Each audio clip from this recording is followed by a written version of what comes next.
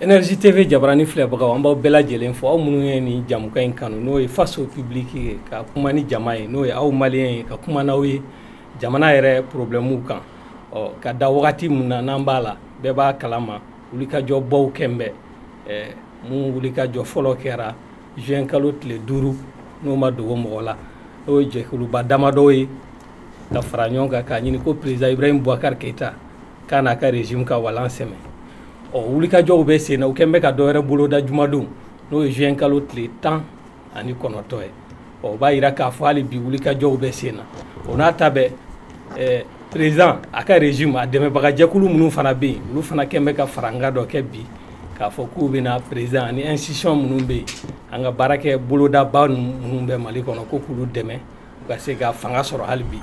o n'a ta bɛ ɲininikɛlaw fana bɛ hakili jagabɔ la ka da wagati n'a cogoya kan ni président taara a nafa bɛ se ka kɛ mun ye jamana ye n'a tora yen fana a nafa bɛ se ka kɛ mun ye a n'a kɔlɔlɔ minnu bɛ se ka se jamana ma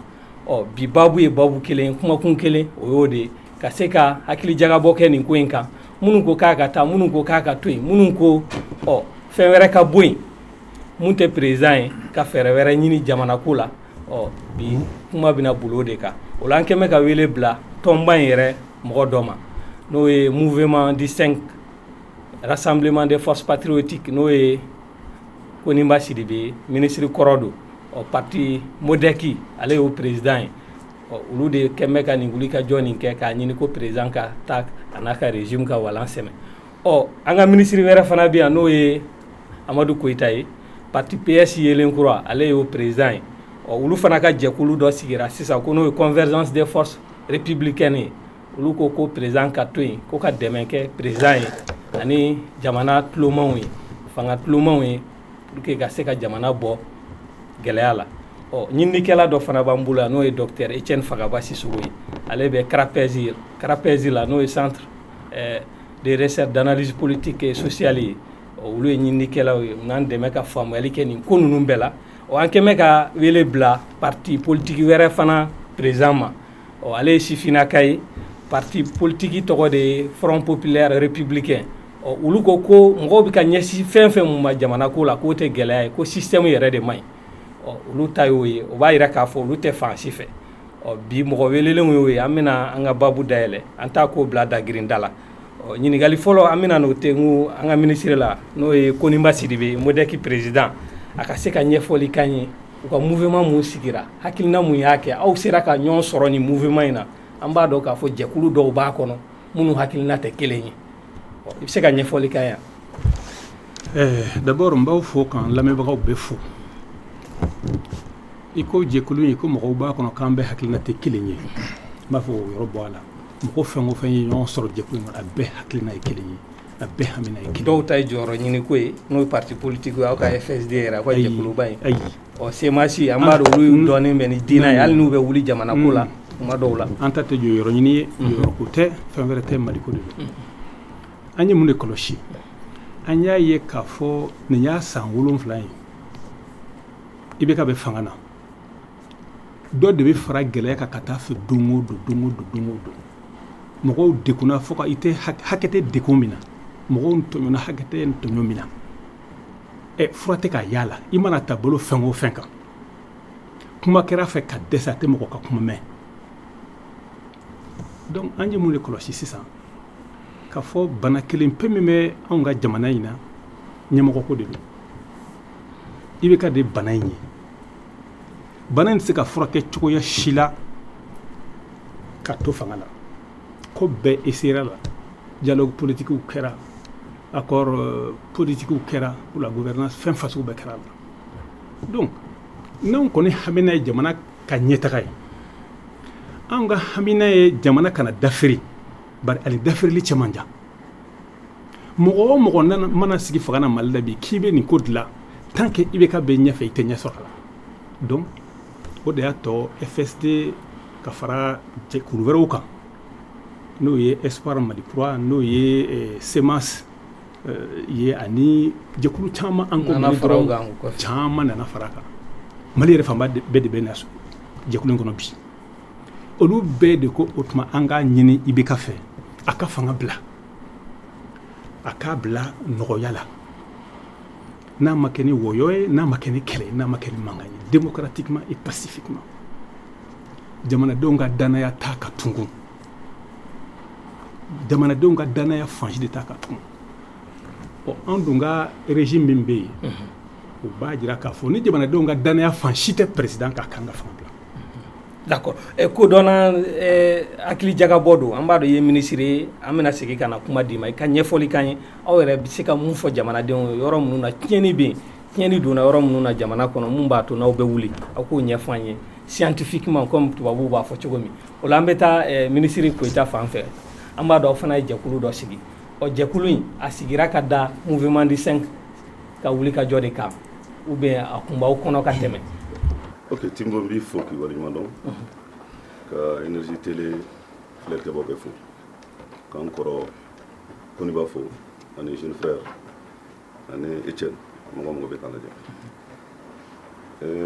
an ka jɛkulu min sigira a sigira parce que an ye jateminɛ kɛ faso kanu na an ye jateminɛ kɛ bɛɛ fanga sunsunni na k'a fɔ n'an m'an farati n'an ma wuli k'an jɔ dɔw bɛ yen nɔ u b'a dɔn fanga tant que an bɛ démocratie kɔnɔ n'o ye fanga ka sɔrɔ ni kalata ye n'o ye fanga ka sɔrɔ ni jamanadenw ka nin dungo ye tant que o bɛ sen na olu tɛna fanga sɔrɔ an bɔra élection na sisan an kɔrɔkɛ Koniba Sidibe tun ye candidat ye députation na Dioila a résultat kɛra min ale k'o dɔn an b'o dɔn n'ale ko jamanadenw ko IBK ka fanga bila jamanadenw tun ma ko ten kalan min filila Dioila ale cira o kalafililaw mun de y'ale ci ale y'olu ɲininka wa donc o la an ka wuli k'an jɔ an ka wuli k'an jɔ an ka sariya sunba ye min fɔ fɔlɔ n'o ye an ka sariya sunba article 26 o ko la souveraineté appartient au peuple qui l'exerce à travers ses représentants ou par voie référendaire a ko fana aucune fraction du peuple ou individu ne peut s'en attribuer l'exercice. Article 121 fana ye mun fɔ o fana ko le fondement de tout pouvoir réside dans la Constitution. La forme républicaine ne saurait être remise en cause. Le peuple a le droit à la désobéissance civile pour la préservation de la forme républicaine. Tout coup d'État est un crime imprescriptible. Fanga bɛɛ sinsin an ka sariya so sɛbɛn de kan fanga darakili an bɔra élection na nin y'a san fila ye ne yɛrɛ ni n kɔrɔkɛ ye gouvernement kɛ ɲɔgɔn fɛ n nana sɔrɔ gouvernement na an ye kalo 17 kɛ ɲɔgɔn fɛ ne y'a sɔrɔ a kɔnɔ ne b'a fɛ k'an kɔrɔkɛ ɲininka a tun ye ministre ye o kuma je crois que ministre de la promotion de l'investissement a ye forum ba dɔ organisé n'a bɛ fɔ min ma investir au Mali ka mɔgɔw wele ka bɔ diɲɛ fan bɛɛ diɲɛ maaba homme d'affaires bɛɛ tun bɛ yen a kɛra hôtel l'Amitié la a ka discours do kuma bɛ ka fɔ bamanankan na a ko aw nalen diyara n ye aw minnu ye diɲɛ nafolotigiw ye aw minnu ye diɲɛ homme d'affaires ye aw nana Mali la aw n'a dɔn bi k'a fɔ n'i bɛ Mali kɔ kan image lankolon bɛ da Mali kan o ni Mali tɛ tiɲɛ ye c'est vrai terrorisme b'anw fɛ yan terrorisme bɛ diɲɛ fan bɛɛ mais basigi b'an ka jamana kɔnɔ an nana de k'a yira la k'a fɔ n'aw nana baara kɛ yan nɔ aw bɛ se ka sɔrɔ bɛ aw nafa aw bɛ se ka sɔrɔ bɛ aw ka entreprise nafa aw bɛ se ka sɔrɔ bɛ diɲɛ nafa Mali fana bɛ taa ɲɛ o kɛra 2017 tout court o ne sinata a tɛ san 2 bɔ ka tila k'o kɔrɔkɛ kelen mankan bɛ bi tuguni ko san 7 ko IBK bɛ fanga na ko san 7 ko ni joli bɛ Mali la ko IBK ye ko san 7 ko ni IBK bɛ fanga la ko foyi ma kɛ ne b'a fɛ ka dɔn o san ale b'o fɔ tuma min na o y'a sɔrɔ a bɛ ka min fɔ bi tɛ kelen ye wa. D'accord, an bɛna tila a bɔra gouvernement na le 30 décembre remaniement sen fɛ an bɔra min kalama dɔrɔn praw an kɔrɔkɛ taara sɔrɔ kan wɛrɛ la kuma si tɛ yen grand frère na min fɔ olu y'an kɔrɔkɛw ye olu de kan k'anw bilasira démocratie kɛlɛ olu y'a kɛ an tun ye ekɔlidenw ye kuma an ye kɛlɛ min kɛ démocratie kɛlɛ la sacrifice caman kɛra dɛ donc an bɛ min fɔ dɔrɔn an ko an bɛ démocratie de kɔnɔna na sariya y'a jira ko activité politique i kɛra socio i kɛra mouvement ye o ni bɛ se ma wasa i bɛ se ka bɔ k'i ka nisɔngoya jira nka dan bɛ yen an ka n'o sago parce que ala bɛ ko jira an na don o don min y'an sɔrɔ 2012 an k'an farati taabolo caman taara élection 2018 kɔfɛ jamanakuntigi y'a ɲini maliyɛnw fɛ a ye n'an ka fara ɲɔgɔn fɛ parce que fɛn wɛrɛ b'an dala min ka girin n'anw yɛrɛ ye ko n'a fɔra i ma sabali se de b'i ye ne maaw k'i ma he n'i m'i kɔfilɛ don dɔrɔn i b'i kɔfilɛ ka sɔrɔ an bɛ segin ka na donc k'a fɔ bi an bɛ yɔrɔ min na dialogue national inclusif kɔfɛ an bɛ yɔrɔ min na bi maliyɛn bɛɛ de kan ka fara ɲɔgɔn kan an k'a dɔn jugu fɔlɔfɔlɔ min b'an na olu bɛ bɔli la kɛnɛmana la an ka sɔrɔsiw minnu bɛ terrain kan minnu bɛ ka faso kuma bɔ minnu bɛ k'u nin di olu ka bɔli o bɛ se k'olu perturber o jugu kelen b'an na o ye terrorisme kɛlɛ ye. D'accord, an b'a fɔ fɛn fɛn bɛ kɛ an da bɛ don a la mais k'a f'u ye an ye min sigi convergence des forces républicaines anw sigi kun ye an ka institution fɔlɔ an ka institution fanga tulomaw olu dɛmɛ ka sinsin olu bɛ sinsin cogo min na n'an y'o sinsin fanga sɔrɔ wɛrɛ t'a la ne kala ta tɛ ka t'i yɛrɛ dogo diinɛmɔgɔw kɔfɛ pour que k'a ye se k'i bɛ dankari fanga la an fana sigilen bɛ an bɛ segin ka na an bɛ taa sifinnakaw fan fɛ olu fana ye politique mɔgɔw ye u ka parti b'u bolo u n'u hakilina don jamana ko la olu kun tɛ aw nɔfɛ aw bɛ ka wagati minnu fɔ Mamadu Lamini Sibi ale bɛ yan Front Populaire Républicain tɔgɔ la e bɛ se ka mun fɔ an ye bi gɛlɛya mun wulilen don sangasangani mun bɛ fanga na bi. Timo i ni ce ni baraji yanni k'an da don kuma la n bɛ bonyamasegin kɛ n kɔrɔw ma ni minnu sigilen don plateau in kan ka maliden cɛman n'a musoman bɛɛ fɔ u sigiyɔrɔ mana kɛ diɲɛ yɔrɔ o yɔrɔ yanni i ka kuma in jaabi tuguni ka tasibila kɛ ka ɲɛsin ni o ni n'o binna n'o tora fasoko la kabini Bɛlɛdugu tubabu kɛlɛ la ka bɔ yen ka na indépendance ko kɛlɛ la ka bɔ yen ka na démocratie kɛlɛ la fo bi sɔrɔsiw b'o la musow b'a la cɛw b'a la minnu ka baaraw ka ca ka tasibila kɛ ka ɲɛsin u bɛɛ ma parce que anw ye olu kɔmɔgɔw de anw ye olu tiɲɛ tabagaw de Mali ye o tɛmɛnen kɔfɛ ka bɔ yen bi gɛlɛya in n kɔrɔ Kuninba ko président Ibrahim Boubacar Keïta de kan ka taa ka bɔ yen n kɔrɔ Goyita ko problème tɛ Ibrahim Boubacar Keïta ye dɔw ko a ka to yen dɔw ko a ka taa Front Populaire Républicain ni ne y'o président ye Mamadu Lamini Sibi n'u bɛ n wele ko Mala jateminɛ kɔfɛ nin yɔrɔnin kan ka fɔ kala jɛya bari sabula an ma na ten dɔrɔn ni dusu ye walima ka na dɔrɔn k'an da don kumaw la an bɔra jateminɛ dɔw de kɔfɛ k'a ye k'a fɔ depuis le 8 juin 1992 cɛ o cɛ muso o muso maliden o maliden ko aw de y'aw yɛrɛ sɔrɔ ni Mali ye fanga la Mali kɛra minnu bolo depuis 8 juin 1992 ninnu bɛɛ de dɛsɛra an tɛ Ibrahim Boubacar Keïta falen Soumaïla Cissé la o t'anw ka kɛlɛ ye an tɛ Ibrahim Boubacar Keïta falen n kɔrɔ Kuninba la o t'anw ka kɛlɛ ye parce que ninnu ka politique faamuyali cogo politique kɛcogo ninnu bolo c'est ce qui est en cause o yɛrɛ de ye problème ye an bɛ politique maakɔrɔw de ye problème ye u ka politique faamuyali cogo ni ko maakɔrɔw n'i ko maakɔrɔw ye problème ye n ma o fɔ kuma ka fɔ kala jɛya n ko maa minnu ni jamana b'u bolo kabini 1992 fo bi jateminɛ kɔfɛ n bɛ segin ka kuma kan an nana ye k'a fɔ olu yɛrɛ ka politique faamuyali cogo leur conception de l'action politique olu bɛ politique dɔn ni fɛn min ye ka na ka fɛn bɛɛ fɔ ka ko bɛɛ kɛ ka fanga sɔrɔ a passeport dumanw k'olu minɛ a voyage dumanw k'olu kɛ a nafolo dumanw garde corps b'aw kɔ a privilèges nka fɛn dɔ fana bɛ yen le revers de la médaille ni politique mɔgɔ n'i ye fanga sɔrɔ jamana kɔnɔdenw ka danaya kɔnɔ n'i kan ka se k'o fana kɛ ni gɛlɛya nana ka sɔn ka sa jamana ye o tɛ u la anw ko k'o dabila Front Populaire Républicain wolokun y'o ye donc bi ni mankan min filɛ sen na bon mankan lankolon fana tɛ parce que il faut être objectif dans l'analyse mankan lankolon tɛ a mɔgɔ caman bɛ yen minnu b'a ko ɲɛma bon an ma tigɛ u la a dɔw bɛ yen dɔw fana bɛ yen ils n'ont plus de crédit à vendre an bɛ ɲɔgɔn dɔn jamana in kɔnɔ donc k'a fɔ maliyɛnw ye u kana fili u ka kɛlɛ ma u ka kɛlɛ ye min ye ni système min bɛ yen a ka politigiw taabolo min bɛ yen k'o taabolo in yɛrɛ de ta k'a firi en bonne intelligence fili cogo ɲuman na mun contrôlelen don o bɛ se ka kɛ a minɛbagaw quoi taabolo in minɛbagaw quoi taabolo in minɛbagaw ni Ala y'u inspiré s'ils ont bien été inspirés ni Ala y'u inspiré ka hakilina ɲuman d'u ma u k'a ye k'a fɔ an ye wagati kɛ jamana in fanga ko la nka ni dɛsɛ nana diɲɛlatigɛ ko bɛɛ wagati ye bari sabula olu yɛrɛ minnu fana filɛ ni anw ka kɛlɛ kunsinen don olu ma bi u n'u ka taabolo politiki maracogo la u ye maliyɛnw dege mun na o ka dabila an ka na ka politiki yɛrɛ yɛrɛ k'a kɛ u t'a dɔn ni an ye k'a kɛ yɛrɛ yɛrɛ yɛrɛ maliyɛnw k'a dɔn k'a fɔ ja mɔgɔw cɛw ni musow denmisɛnninw ni mɔgɔkɔrɔbaw bɛ jamana in kɔnɔ hali bi minnu jan bɛ Mali la minnu bɛ se politiki la mais o t'a jira k'a fɔ ko u ye fɛn o fɛn kɛ san 30 in kɔnɔ k'a bɛɛ fu Timbo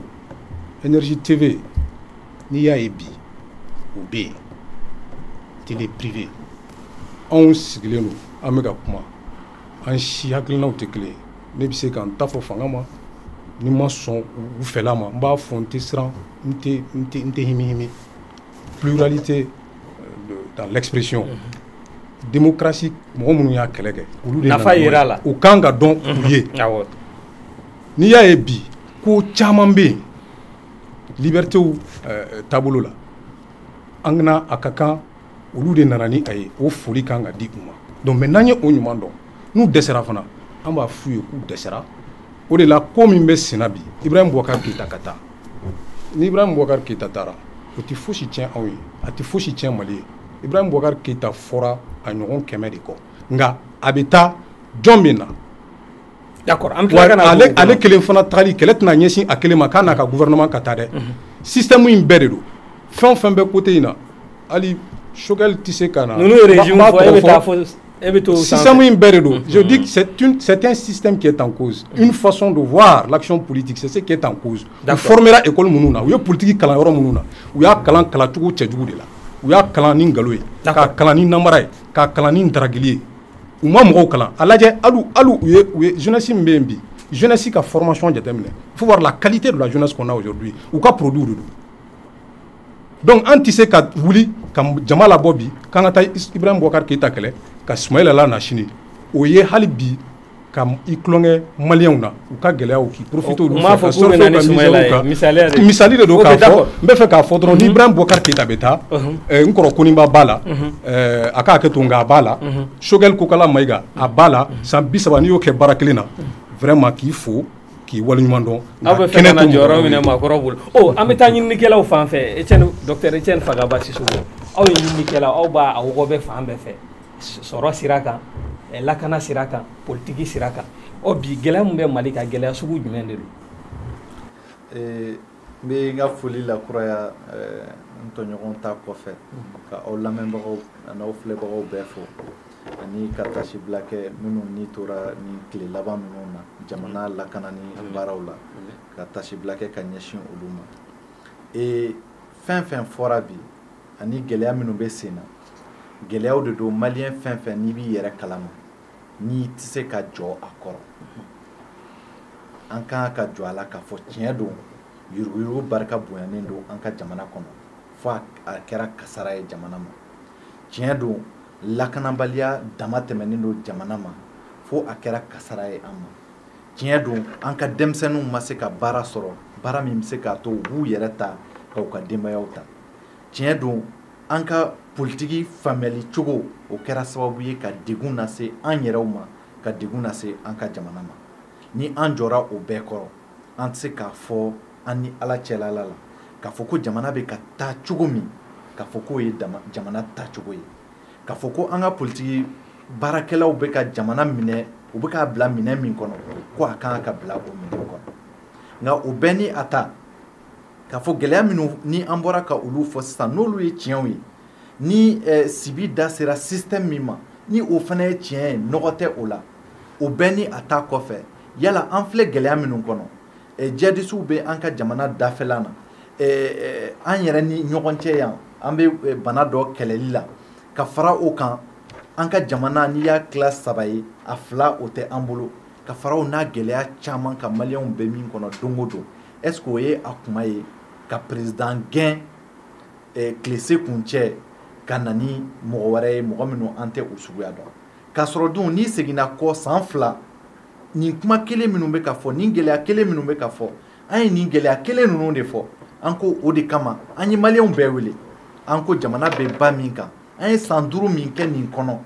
san 5 wɛrɛ tɛ se ka kɛ o kɔnɔ maliyɛnw a ye fara ɲɔgɔn kan walasa système min ni an bɛ k'a kuma fɔ tan marabaga minnu ni u bɛ an kunna tan an ka yɛlɛma don o mara taabolo la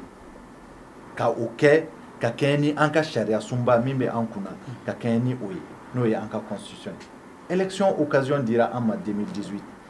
fɛn fɛn fɔra tan gɛlɛya kura kelen tɛ yen n bɛ segin o kan gɛlɛya kura kelen tɛ yen min kun tɛ yen san 2018 élection kɛ kun yanni président ka reconduit ka san 5 kura di an ma donc ni o ye tiɲɛ o wagati de kun ye an fara kuma ye ɲɔgɔn kan walasa ka gɛlɛya ninnu ka o kuncɛ maliyɛnw ma o faamu o ma kɛ baasi ye président sigira cogo min bɛɛ y'a ye mɔgɔ jamanaden fanba ko a sigi cogo ma ɲɛ k'a fɔ irrégularité caman kɛra a la o bɛ mun yira an na o b'a yira an na k'a fɔ an ka élection bɛ kɛ ni minɛn minnu ye an ka élection bɛ kɛ ni cogo min ye k'a fɔ ko fiɲɛ bɛ olu fana na an kan ka minnu lajɛ donc o bɛɛ de kɔnɔna na an y'a ye k'a fɔ maliyɛnw u y'a ye k'a fɔ jamana bɛ ka taa cogo min f'u ka u bolo di ɲɔgɔn ma accord politique de gouvernance nana o cadre de kɔnɔ walasa crise politique min kɛra élection 2018 kɔfɛ ka se ka fura sɔrɔ o la k'a fɔ ko opposition majorité ni fila si kelen tɛ se ka jamana in bɔ nin dingɛ in kɔnɔ fo bɛɛ de ka sɔn ka i tɛgɛ di ɲɔgɔn ma o kun ye anw ka kuma ye o don bi o ye an ka kuma ye o accord politique de gouvernance o de kɛra sababu ye ka sigi ka fɔ organiser maliyɛnw ye ɲɔgɔn sɔrɔ min kunna kuma tɛ yen bi an bɛ se ka gɛlɛya minnu fɔ k'a fɔ ko ni a dɔ ma fɔ dialogue national inclusif in kɔnɔ fɛɛrɛw tɛ yen bi fɛɛrɛ kura minnu n'u bɛ se ka fɔ an ye k'a fɔ ko ni u ma latigɛ dialogue national inclusif in kɔnɔ donc k'an to o bɛɛ la occasion dira an ma an ka président ye an k'a bila san 5 kɔfɛ an y'an ban o ma occasion dira an ma ko gɛlɛya minnu bɛ jamana kɔnɔ k'an ka na hakilinata fɔ olu kan ko fura min bɛ a la an bolo an k'o fɔ an banna o ma dɔw maliyɛn dɔw farala ɲɔgɔn kan ka o hakilinaw di o ye fura minnu sɔrɔ mɔgɔ ma sɔrɔ min b'a fɔ k'a fɔ ko o fura ninnu o solution ninnu k'olu tɛ jamana bɔ nin dingɛ in kɔnɔ o mɔgɔ ma sɔrɔ ne m'a mɔgɔ ye min fɔra ka caya o ye k'a fɔ mɔgɔ minnu bɛ na a lawaleya an dalen tɛ o mɔgɔw la gɛlɛya donnen bɛ lawaleyali la nka gɛlɛya donni lawaleyali la o tɛ se ka kɛ sababu ye k'a fɔ ko fɛɛrɛ minnu fɔra k'a fɔ ko olu o b'olu ka pertinence o b'o yen o tɛ se e yɛrɛ fɛ dialogue sen fɛ Mali problème bɛɛ fɔra sen fɛ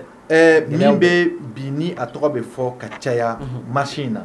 Imam Mahmoud Dicko ale de ko nin dialogue kɛyɔrɔ in na ko Mali bɛɛ de bɛ yan maliyɛn bɛɛ de bɛ yan maliyɛn tɛ yen min kunko ma ta nin kɛnɛ in kan o ma bɔ ne da o bɔra ale de da donc ne fɛ n bɛ segin a kan gɛlɛya minnu fɔra gɛlɛyaw de don minnu bɛ jamana kɔnɔ mais ni gɛlɛyaw fɔra fɛɛrɛ tɛ ka sɔrɔ a la o fana fɛɛrɛw sɔrɔ la n bɔra k'o de f'i ye sisan sigikafɔ min kɛra o de ye fɛɛrɛw ye fɛɛrɛ in bɛ lawaleya cogo di n'an kan ka fara ɲɔgɔn kan ka kɛlɛ kɛ bi o ye ka fara ɲɔgɔn kan ka o kɛlɛ de kɛ walasa jamanadenw y'u hamina min fɔ dialogue national inclusif la o bɛ se ka lawaleya cogo di jamana ka hɛrɛ kama jamanadenw ka hɛrɛ kama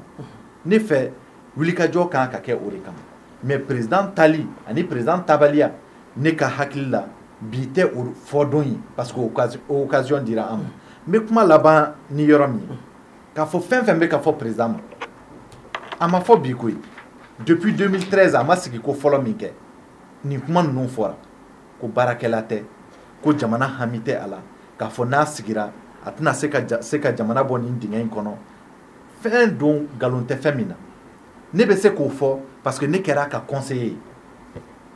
hali n'o y'a sɔrɔ a ma mɛn. e y'a conseiller mun na a m'o siwaleya. n'o kun kɛra là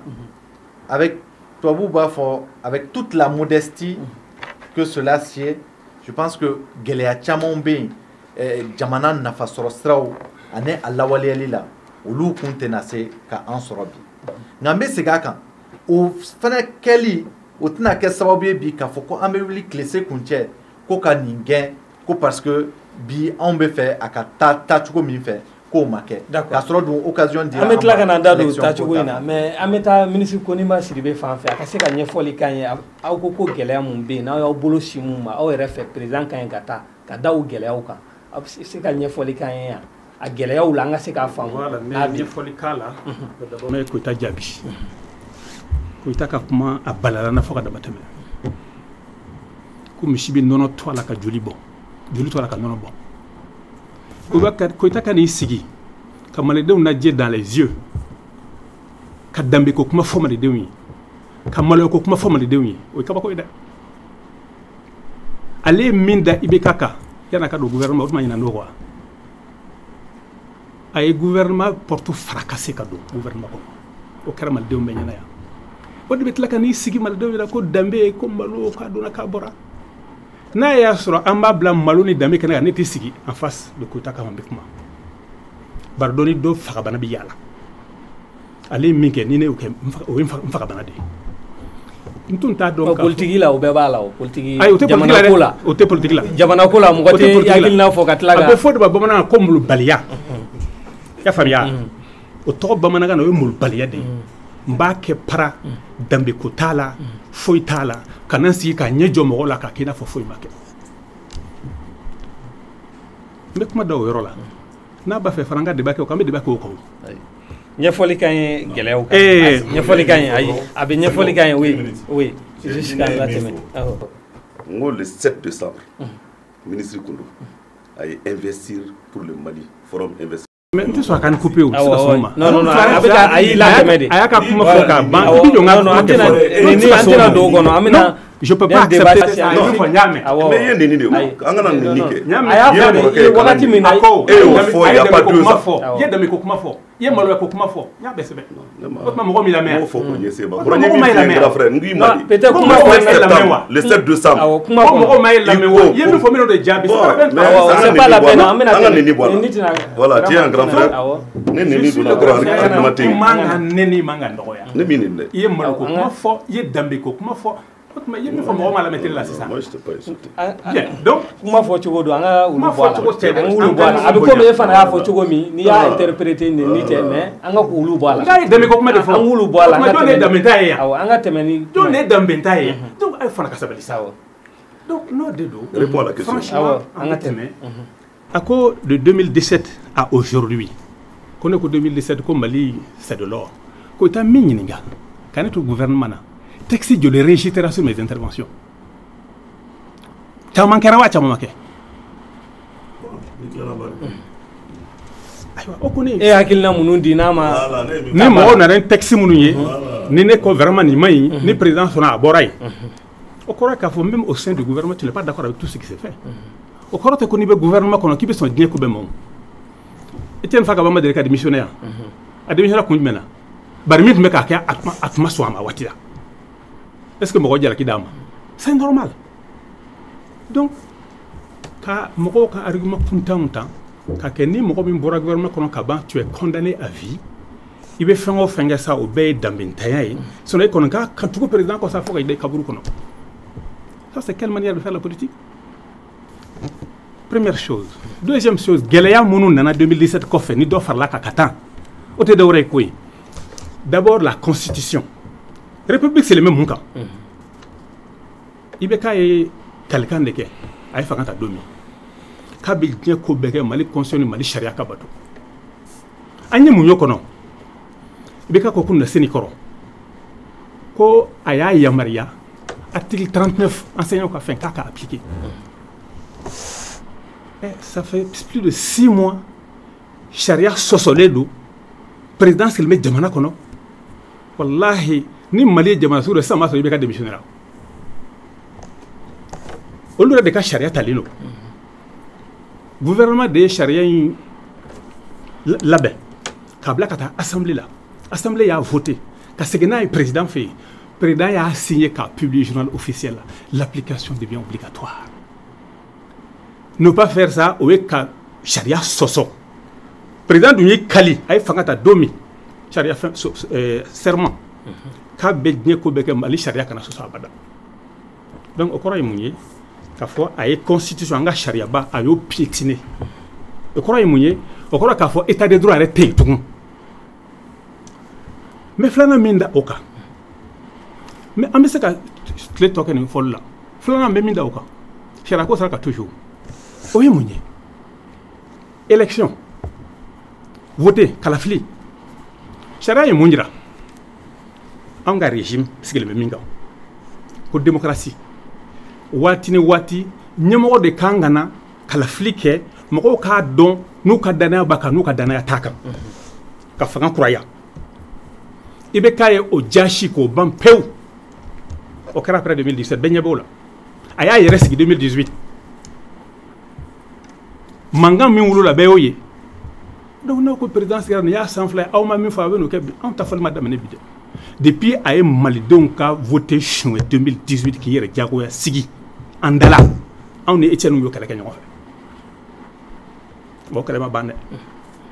o bɔra yen u nana ko an ka bɛn ko la dialogue accord politique d'abord an bɛɛ ko an sɔnna o labanna cogo min bɛɛ y'o ye an tɛna o débat repara yan i faamuya n'o tɛ an bɛna wulada tɔ bɛɛ kɛ dialogue national accord politique non o tɛ an nakun ye o kɔni tɛ ne nakun ye o débat bɛɛ kɛra k'a ban maliyɛn bɛɛ y'i ta sɔrɔ o la ka ban i ye faamuya dɛ donc o bangera min na bɛɛ ɲɛ b'o fana na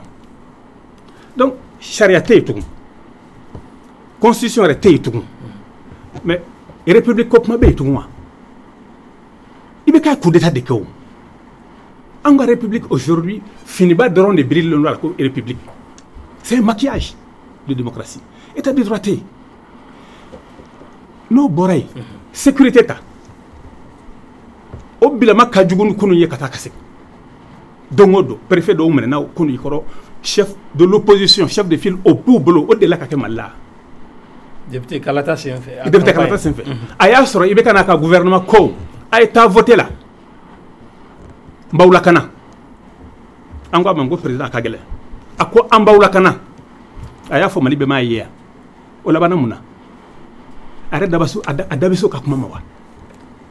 a y'o kuma fɔ ka bɔli laban na o laban in bɛ a ye min ko avant ça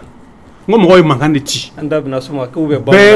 bɛɛ ko dans la presse a y'a hali a hakili ma se tuma i la ma a nana kɔfɛ a nana dakuruɲɛ fila fɔ ka tɛmɛ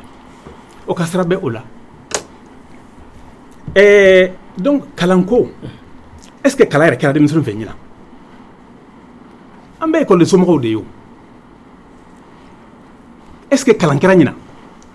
mais aw ka wulikajɔ in yɛrɛ mun de kɛra sababu ye k'a ko teliya parce que an b'a dɔn a kɛra député Kalata de kɔfɛ min y'a ko teliya o ye de nin bɛɛ tun bɛ yen ka ban i bɛ k'a nana jira de sa k'a fɔ a ka sira foyi de tɛ Mali sariya la tugun o ye wale jumɛn a ye wale jumɛn k'o la mais d'abord élection député Kalata mun tɛmɛna bɛɛ y'a ye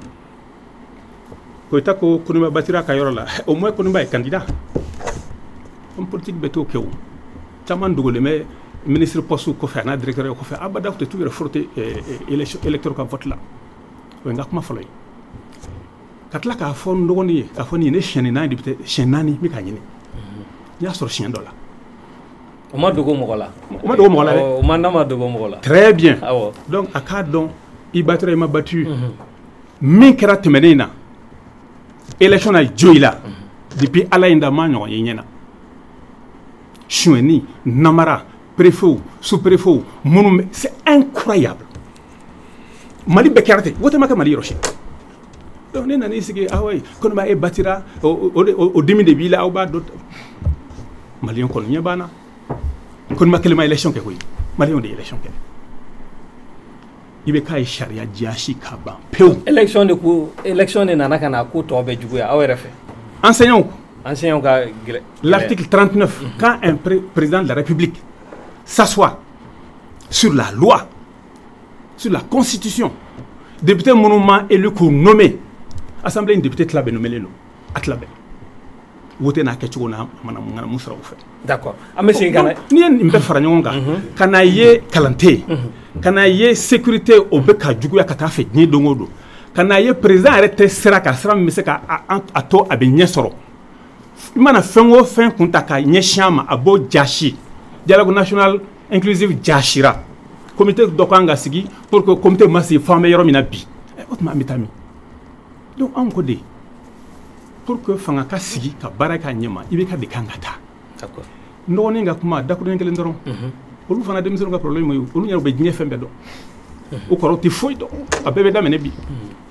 o de tɛ yan ne y'i ka kuma lamɛn o dɔgɔ a y'u bɛɛ fili au fleuve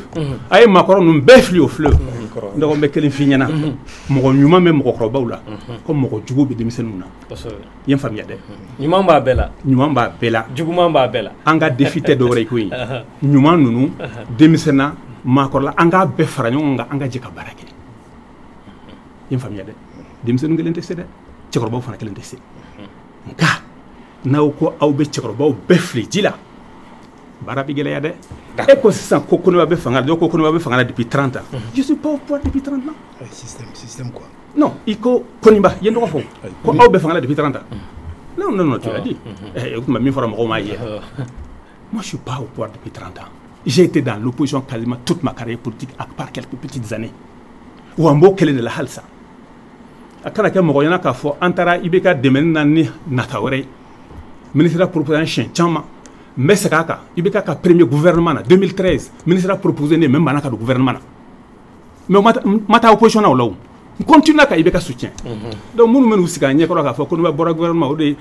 fɛnw b'a la a bɛ ka manamana kumaw dɔrɔn de don i mɛnna yanni i ka don gouvernement na n banna n y'a soutien mais n ma sɔn ka don a ka premier gouvernement na parce que n ko a ma n ko i ye nin poste min filɛ mɔgɔ wɛrɛ bɛ yen min bɛ se ka dilan ka tɛmɛ ne kan jamanadenw ka hɛrɛ kama premier ministre ko ma tatamili ko tuma ko Koniba k'i b'an soutien wa n ko n b'aw soutien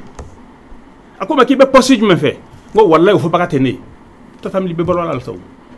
d'accord ni mɔgɔw nan'u sigi a ɲɛma k'a fɔ an bɛɛ ye taɲininaw de ye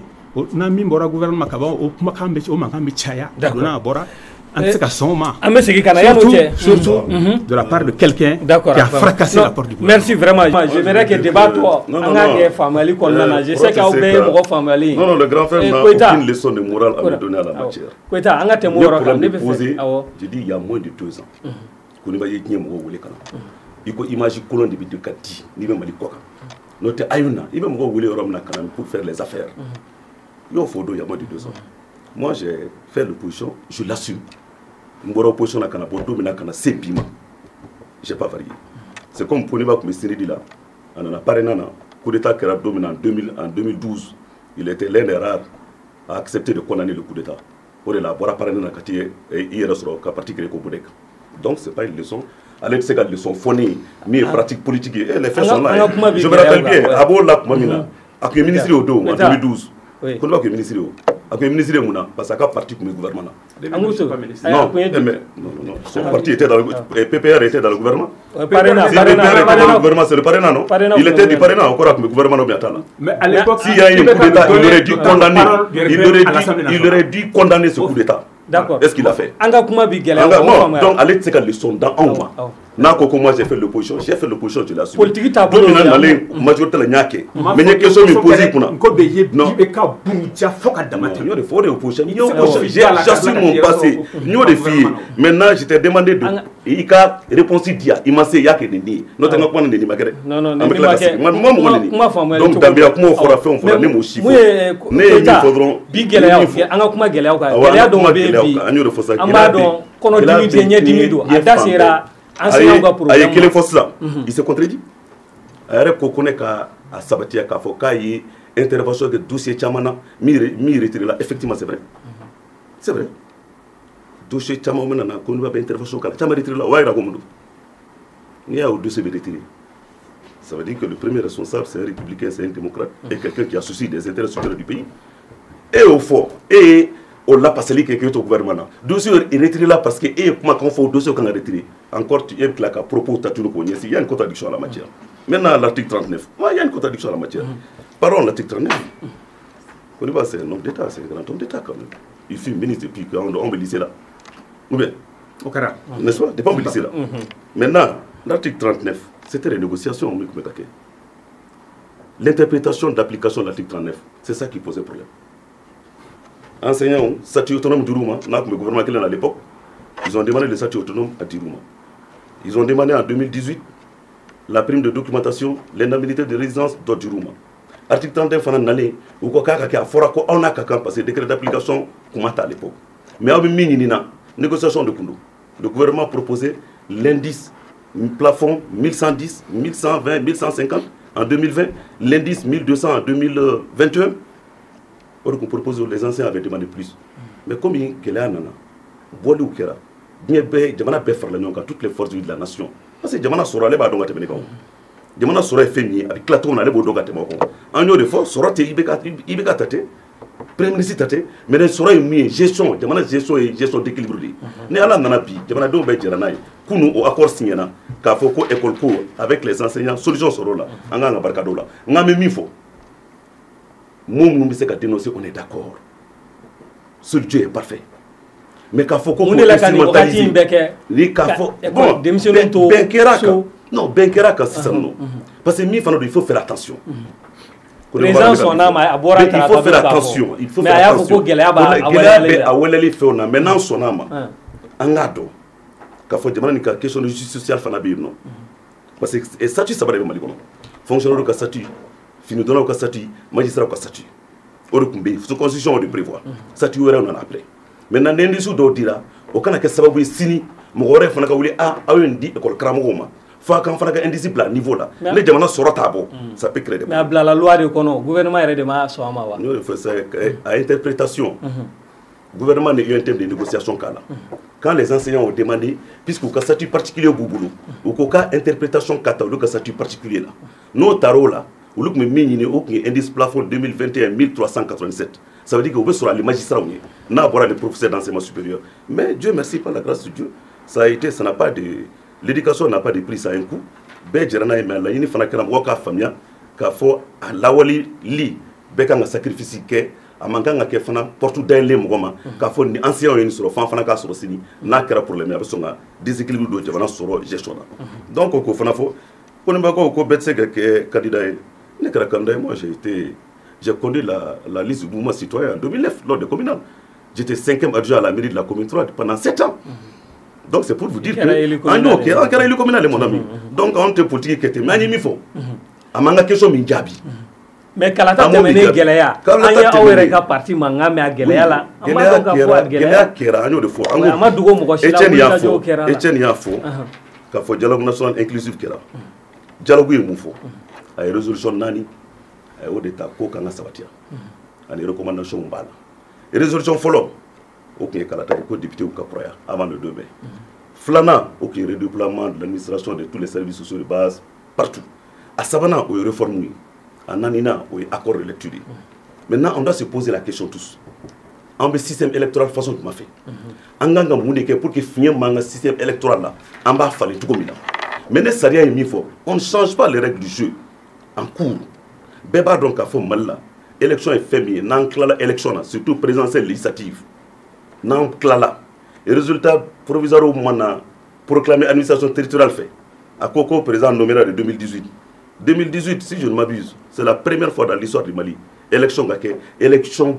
et résultat qu'a publié bureau de vote par bureau de vote je ne dis pas que tout était rose tout était rond fort mais Etienne a fait occasion qu'on dira il y a eu un second tour il y a eu un second tour si réellement on lui a mis fort pour hakina kunyoyi si réellement on lui a mis fort on birina kunyoyi premier tour là si je ne m'abuse, c'est avec 41%. Soumela avec 17 ou 18%. Ils avaient l'occasion. Kafranyoka, au Makeo, parce qu'à Donakafo, Chorobani, Jamana Kanubana. Chorobani a seke be mina bala, Gela be witney, mais à Gelat Segoli Nama Franyoka. Donc, comme il faut, non des tasma et tasma et mime d'agilnige, pour qu'on y a fode. Mais moi, mon dénité, mon dénité. De Valentin Mougani. Il n'y a mis fiedron, il m'a séqué en Magajabi, il connaît débat au Cornia, les filles, il a créé 2012 coup d'état Kelen Kokmabina, qui était l'un des rares cadres du parrainage à demander au parrainage de soutenir le putschisme. Angana 600, Wulikadjo Mounoukera, le 5 juin, Wulikadjo Kelen Kofé.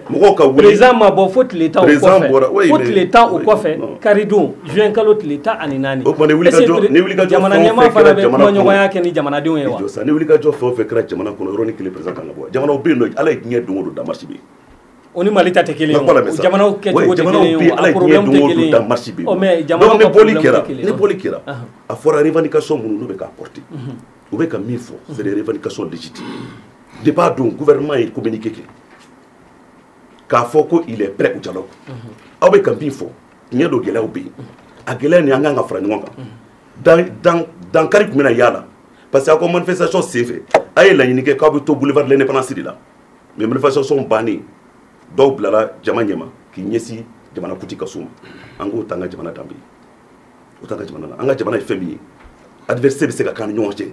an bɛ kuma mɛ n'an bɔra kɛnɛ ma an b'an tigɛ di ɲɔgɔn ma an bɛ ɲɔgɔn fo parce que n'i ye maliyɛn kɔnɔ fara i maliyɛn de bɔ a kɔnɔ donc an ko o kɛra dankari ye k'a ɲini fana don gouvernement kɔnɔna na k'a fɔ ko le gouvernement est prêt au dialogue a ye n'an ka sigi an ka kuma o ma kɛ o. O ma kɛ tile tan kɔfɛ. oui tile tan kɔfɛ président bɔra a y'i adressé nation na a tilala ka bɔ tuguni kunna sini a ye force de la nation bɛɛ wele k'a fɔ article 39 mais instruction di a ka appliquer école crise ka ban hali ni gɛlɛya b'a la n'i y'a hali ni gɛlɛya b'a la parce que n'i bɛ kuma fɔ a y'o fɔ o de don dɛ mon ami awɔ n'i bɛ kuma fɔ i k'a tiɲɛ fɔ parce que jamana ko de don a y'a ɲini fana k'a fɔ gɛlɛya min bɛ yen a b'a ɲini maliyɛn bɛɛ fɛ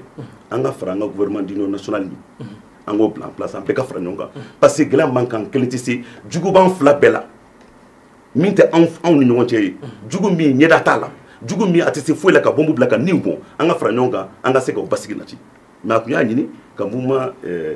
du 5 juin mɔgɔw k'u ka na u ka kuma u ka sigi ka kuma o banna u welela de a fɔra k'u welela don kelen de la taratadenw don kelen a mana kɛ cogo o cogo jamanakuntigi o ye jamanakuntigi de n'aw welela k'an ka sigi hali ni jamanakuntigi tɛ hali ni dɔgɔnin y'i wele ni jamana ko don k'an ka sigi ka kuma bɛɛ man kan ka ko ma n ko ban min kɛra o kuma kan mais malgré tout jamanakuntigi tilala k'i adressé à la nation pour dire que jamana de bɛ fɛn bɛɛ sanfɛ mali de bɛ fɛn bɛɛ sanfɛ anw minnu ye leader ye anw minnu ye ɲɛmaaw ye an ka fara ɲɔgɔn kan an ka se ka jamana jɔ kuma foyi tɛ yen min bɛna fɔ min ma fɔ dialogue national ni kun y'a siɲɛ fɔlɔ ye ka kuma Soumaïla ko fana kan mɔgɔw ko mɔgɔ dabali banna o ko la kuma nin t'a siɲɛ fɔlɔ ye ka mɔgɔw hakili sigi nin y'a siɲɛ fɔlɔ ye nin t'a siɲɛ fɔlɔ ye ayi ka mɔgɔw hakili sigi ko Soumaïla bɛ balo la i b'a dɔn ni otage minɛlen don la négociation a ma nɔgɔn dɛ mon frère il faut faire attention.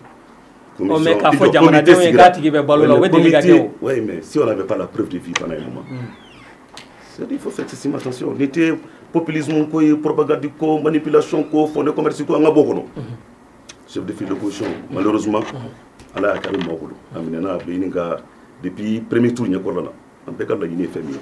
ko n'i ye duga ye maa su bɛɛ b'a duga wuli ka bɔ su kan ala k'an kisi laɲini ye fɛn min ye ala k'a to Soumaïla bɛ se ka bila cogo min na a ka segin a ka denbaya la a ka segin a ka famille politique la a jɔyɔrɔ ye min ye jamana ɲɛta la a k'o baara kɛ maintenant comité sigira comité bɛ baara la contacts bɛ ka taa information jɔnjɔnw sɔrɔlen tuma min na kuma sera ka fɔ ni b'o négociation na mɔgɔ bunahadamaden ni ko de don objet tɛ dɛ u ni ko de don donc k'a fɔ k'an b'o fana kɛ jagokun ye k'a fɔ k'a ma deli ka fɔ. a da sera gɛlɛya wɛrɛ ma n'o ye assemblée ko ye an b'a dɔn ani cour constitutionnelle ko gɛlɛya n y'a fɔ ko député kalata tɛmɛnen na e yɛrɛ ka parti ni parti damadɔ Mopti aw y'a yira k'a fɔ gɛlɛya donna résultats la. n'an bɛ min yɛlɛma o ye bi solution ye wa. n'an bɛ min yɛlɛma n ka kuma la n'an bɛ min yɛlɛma sariya sunba ye min fɔ an kana bɔ sariya sunba kɔrɔ n'an bɛ réforme kɛ an k'o kɛ n y'o fɔ n t'a siɲɛ fɔlɔ ye o en 2002 mais solution jumɛn bɛ se ka sɔrɔ cour constitutionnelle ni assemblée la en 2002 min f'i ye je parle sous le contrôle de Côte d'Ivoire yɔrɔ 7 ɲɔgɔnna de bɛ cour constitutionnelle ye min rectifié cour constitutionnelle ye Kolokani rectifié en 2002 cour constitutionnelle ye Nara rectifié en 2002 cour constitutionnelle ye Bankas rectifié en 2002 cour constitutionnelle ye Tombouctou rectifié en 2002 cour constitutionnelle ye élection yɛrɛ annulé Sikasso ani Tessalidi en 2007 il y a eu encore des rectifications maintenant n'an bɛnna kan de k'a fɔ cour constitutionnelle fanga ka bon élection résultat définitif la kojugu an bɛ se ka mécanisme jumɛn kɛ parce que n'i ye Mali processus lajɛ en 92 administration territoriale de l'élection organisée en 97 a dira CENI ma o yɛrɛ senfɛ élection premier tour législatif 13 avril 97 o élection yɛrɛ cour constitutionnelle a annulé purement et simplement a tilala ka sigi administration bolo tuguni mais a ko mana kɛ cogo a finalité tu n'es pas élu tant que tu n'es pas proclamé par la cour constitutionnelle maintenant n'an b'o yɛlɛma minnu don o la réforme bɛ nalen an b'o de kɛ mais à partir de l'instant où an bɛɛ bɛnn'o da kan k'a fɔ ko n'an ye kalata kɛ présidentielle législative communale o ye ko wɛrɛ ye mais présidentielle législative tant que la cour constitutionnelle ne proclame pas les résultats ils sont pas censés être définitifs je crois que dans ce cas en républicain en démocrate il faut l'accepter. Donc je vais vous dire une chose. Oui. En 2002 moi j'étais pas avec le président Ibi Bokar Keïta. En 2002 j'étais avec le président Amadou Toumani Touré. D'ailleurs j'ai toujours été avec lui. Mais en 2002 Mangan Koumé non. En 2002 kuma o cayara o. Donc le président de la République d'aujourd'hui était candidat. Ça de 26 mars kun falen i ko dakonana. Bɛɛ kun sigilen don pour k'a fɔ dɔrɔn n b'a jɛrɛ jaabi ye. A ko k'ale est homme d'état de ye. Il est un homme politique, il est un homme d'état. Ni sariya ye min fɔ a tɛ dankara la. A sɔnna il prend acte. Il s'en remet en Dieu. A y'a ɲini mɔgɔ mɔgɔ bɛ yen ko mɔgɔ mɔgɔ bɛ yen n'i nana ale de tɔgɔ la. Ale Ibrahima Boubacar Keïta tɔgɔ la. I nana jamana tɔgɔ la a ye bɔ a ka taa so ale mɔgɔ si kana maga fɛn kelen na. Olu bɛɛ kɛra ka tɛmɛ o. Maintenant réforme min nalen an b'o réforme de kɛ n'an y'o réforme kɛ n'an bɛ se ka organe de sigi parce que a fɔra ko ka yɛlɛma don Mali constitution la a bɛ siɲɛ 3 bɔ. K'Alpha to yen nɔ yɛlɛma ko kuma fɔra a ma se ka bɛn. ATT nali kari kun sigira o yɛrɛ senfɛ organe dɔ kun sigira min bɛna kɛ ka élection organiser olu de bɛ résultat ni fɛn bɛɛ fɔ malheureusement le coup d'état que le grand frère a soutenu est passé par là après il bɛ ka clé là en 2017 des réformes j'étais dans le gouvernement avec lui o fana ma se ka tɛmɛ maintenant an bɛ se ka mun kɛ an kana dusu bila oh mais Koyita o réforme ma kɛ fɔlɔ bolo sinnen do bi président non réforme ma kɛ président jɔyɔrɔ ma ani institution fila in an y'a fɔ assemblée assemblée bɛɛ b'a dɔn cour constitutionnelle constitution est fait min fɛɛrɛ jumɛn bɛ aw yɛrɛ bolo aw minnu bɛ majorité la ka président ka c'est de vouloir faire des réformes pour que dans l'avenir est-ce que mɔgɔw b'o de kɔ mɔgɔw bɛ réforme kɔnɔna yɔrɔ minnu mankan bɛ ka kɛ yɔrɔ minnu na pour considérer yɔrɔ minnu falen yɔrɔ 7 de don ni ma fili ou bien Cheki, je ne sais pas je crois qu'il y a Sikasso il y a Koulikoro il y a la commune 2 non 1 plutôt il y a la commune 5 il y a la commune 6 il y a Kati il y a Koro aussi où les résultats proclamés par l'administration territoriale Kouri rectificana Goro là sur 147 députés. Le problème est peut-être pour 30 mais députés. Mais il faudra qu'au premier tour, la Côte d'Or, Fanata et bon, premier tour, la non, premier tour, n'a mindo dron, n'a mindo. Cours de résultats définitifs. Règles de jeu établies en bébo d'obako. Au-delà, n'a une élection qui est mon petit affaire, il y a recours du dos. Premier tour, il y a recours du dos. Second tour, il y a recours du dos. Mais le cours est recours rejeté. En tant que démocrate et républicain, nous prenons acte. D'accord. Ame segana ame ta Etienne fanfɛ Etienne ɲinini kɔnɔna na bi e ɲɛ bɛ fɛɛrɛw la cogo di président bɔra ka jaabili kɛ a ka discours kɔnɔ tile fila kɔfɛ tarata don a bɔra ka fɛɛrɛ kuraw di an bɛ se k'a fɔ fɛɛrɛ minnu waleyali kɔni an bɛ se k'a fɔ siga t'olu la e bɛ se ka mun fɔ o la bi o ye fɛɛrɛ ye bi yan mun bɛ se ka ko da Timbo n'i ko siga t'a la kuma bɛ sɔn k'i dun enseignants ta gɛlɛya minnu ni kɔrɔ Koniba da sera u ma u ye l'école ko fɔ fɛɛrɛ min sɔrɔla o ye ko article 39 n'a bɛ sariya kɔnɔ ko k'o de appliquer mais ayiwa n ko ni i ko gɛlɛya tɛ don u la walima u bɛɛ bɛna waleya kuma bɛ sɔn ka i dun parce que n'i ye enseignants ta ka problème ta k'a lajɛ ni article kelen anw ka statut particulier kɔnɔ a bɛ a kɔnɔ enseignement supérieur a bɛ a kɔnɔ ni magistrat ta ta a bɛ a kɔnɔ n'i dun ye an ka budget capacité lajɛ ka wari min musaka min kan ka bɔ walasa nin fɛɛrɛ ninnu bɛɛ ka lawaleya an ka budget tɛ se a kɔrɔ hali k'a dan n bɛ misaliya d'i ma directive kelen bɛ yen an bɛ union min kɔnɔ UEMOA kɔnɔ o ko k'a fɔ i bɛ wari min don i bɛ musaka min don saraw ani a fɛnw na o ma ka tɛmɛ i ka recette fiscale 100 sara la 33 kan n'i ma o respecté i bɛ bɔ UEMOA fɛngɛw kɔnɔ i bɛ bɔ UEMOA directive kɔnɔ o de kama premier ministre kun bannen don ka fɛn in appliquer parce que hali n'i y'a layidu ta a lawaleyali gɛlɛya de don donc bi u kana siga k'a fɔ enseignement supérieur mɔgɔw tɛna mɔgɔ ɲɛ lajɛ u tɛna jamana fɛn lajɛ u bɛna wuli de fana bɛna wuli k'u ta ɲini ko k'a appliquer kana siga o la wa n'i bɛ o mɔgɔw ɲini n bɛ sɔrɔ olu mɔgɔw ɲɛfɛ parce que sariya de fana don magistrat o cogoya kelen de don donc n bɛ fɛ ka min fɔ o ye k'a fɔ o gɛlɛya hali n'o y'a sɔrɔ bi fura dɔ sɔrɔla a la fura dɔ min tɛ taa yɔrɔ jan gɛlɛya filanan ye jumɛn o ye assemblée ka problème ye élection kɛra cogo min ani a lawaleyala cogo min mais o de kama marcheurs ne tɛ u faamuya o yɔrɔ de la parce que parti opposition parti an k'u taara élection in na depuis élection présidentielle a tila bɛɛ taara la fɛn fɛn kɛni bɛ wuli ka jɔ la bi u bɛɛ taara la n ko depuis 2018 élection 2018 élection 2018 an ni Koniba ninnu ye kɛlɛ min kɛ n ko o kɛlɛ kun ye nin de ye ko élection résultat tarakira ko président Ibrahim Boubacar Keïta ko a ma gagné ko cour constitutionnelle des résultats yɛlɛma ka a la gagné an y'o kɛlɛ kɛ o système kelen in de tun bɛ sen na 2018 o système kelen in de tun bɛ sen na fɛnɛ don min tɔgɔ ko bi ni élection kɛra a kan an bɛ fɛ cogo di an ye kɛlɛ min kɛ kunun san 2 dɔrɔn san 2 o kɔfɛ ka na ko ka o baara kelen kɛ ko fɛn wɛrɛ ka bɔ o kɔnɔ min tɛ résultat kɔrɔ ye opposition mɔgɔw tun bɛ o dɔn dɛ u tun bɛ o dɔn mais o m'u bali ka taa ni majorité donc Timbo n ko san 2018 gɛlɛya kelen minnu bɔra élection na o gɛlɛya ninnu kun dɔnnen don résultat minnu bɔra olu résultats dɔnnen don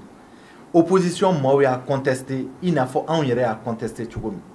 mais au benata o ma opposition bali en 2020 kɔnɔna na ka taa o élection kelen ninnu na ni o mécanisme kelenw ye ni o institution kelenw ye ni o parti kelen ninnu u ye minnu kɛlɛ en 2018 u taara ɲɔgɔn fɛ ni ye opposition parti ba yɛrɛ ta k'a lajɛ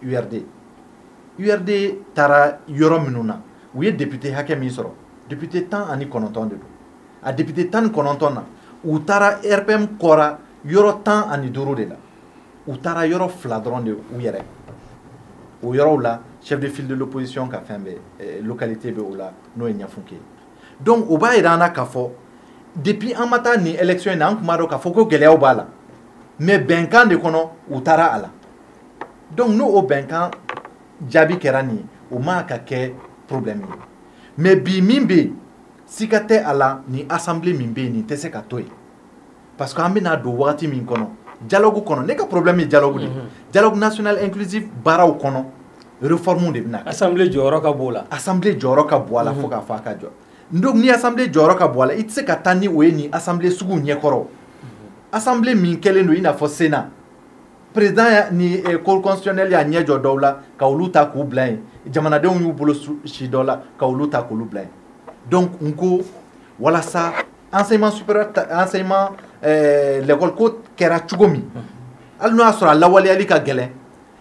assemblée nationale fɛnɛ kan ka kɛ o cogo kelen assemblée nationale bi a kan ka ci de k'a ci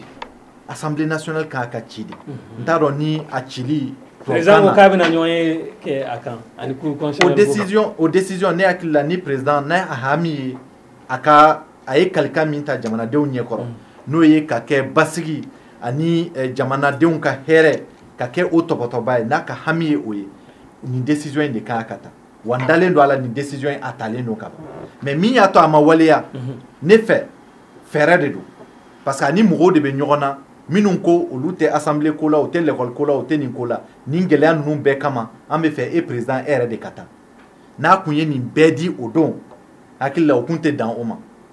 u kun b'a fɔ k'a fɔ i ye nin di o ye tiɲɛ o la i sɔnna gɛlɛyaw ma mais anw ka laɲini tɛ nin ye anw ka laɲini ye e yɛrɛ de ka taa donc n b'a bisiki k'a fɔ a banni k'a bɛɛ di kunun ni o de don k'a fɔ sinon a yɛrɛ sɔnnen don k'a fɔ an tɛ se ka bɔ nin gɛlɛya la ni o ma kɛ sabanan o ye cour constitutionnelle ye an ye a fɔ cour constitutionnelle fanga élection labɛnni na fo ka yamaruya di u ma sariya yɛrɛ ka yamaruya di u ma ka résultats bayɛlɛma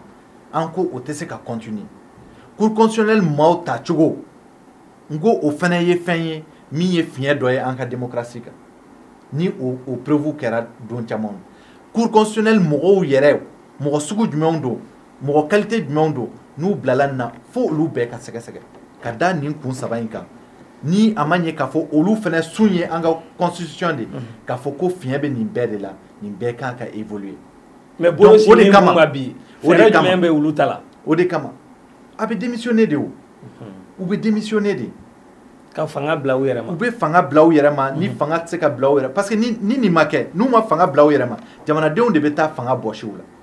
minnu bɛ kɛnɛ ma tan olu de bɛ taa fanga bɔsi a la n'i bɛ ka fɛnɛ ma nin mesure ninnu ta jamanaden kelen ninnu olu de bɛ taa fanga fɛnɛ bɔsi ka mana yɛrɛ tɔ ma jan tugun 2021 na a ka jan dɛ 2021 tɛ 2022 de don mɔgɔw bɛ k'a fɔ 2022 mais a tɔ kɔni ma can tugun kalo 12 o ka jan élection nata 2023 ni o don an bɛ se k'a fɔ président yɛrɛ fɛnɛ ta tɔ man jan san 2 ni dɔɔnin de 2023 nka gɛlɛyaw tɛ se k'o kun 2023 kɔni t'u sɔrɔ yen n'o ye président kalata ye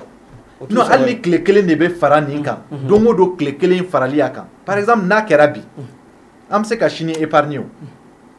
ala kelen de b'a dɔn sini min bɛna kɛ marché kɛyɔrɔ in na ala kelen de b'o dɔn mais n'a kɛra bi an bɛ se ka bɔ o kɔlɔlɔ kɔnɔ donc ne fɛ tile kelen o tile kelen bɛ fara nin mɔgɔ ninnu ka mandat kan ye a bɛ kɛ sababu ye ka gɛlɛya min lase jamana ma ala kelen de b'a dɔn ala kelen de b'a dɔn. d'accord an bɛ taa Sibi fan fɛ Sibi président bɔra ka jaabili kɛ minnu bɛ ka wuli ka jɔ kɛ k'a ka walan sɛmɛ a n'a ka régime jaabili mun kɛra président fɛ tile 2 ka discours kɔfɛ e hakilina ye mun ye jaabi ninnu na a bɛ se ka kɛ fɛɛrɛ ye bi yan. très bien Timo a ka dimanche bɔli fɔlɔ yanni n ka se min kɛra CICB la président ma fɛn ma bɔ a da hakili bɛ se ka fɛn min minɛ o ye karita ya ko karita ko hakilima ka kala turu o la tubabu b'a fɔ min ma ko profession de foi kuma a tun bɛ kuma de kɔnɔ quoi n ye faama ye faama min n'u ko k'a déconnectelen don déconnecté bamanankan na c'est à dire que mɔgɔ min a ti jamana ko kalama a ti ko min bɛ sen na il n'a pas toute la mesure bon ne yɛrɛ ye ɲininkali dɔ kɛ n yɛrɛ la est ce que président Ibrahim Boubacar Keïta il est encore lucide o ye ɲininkali fɔlɔ ye bon ni o tɛ walima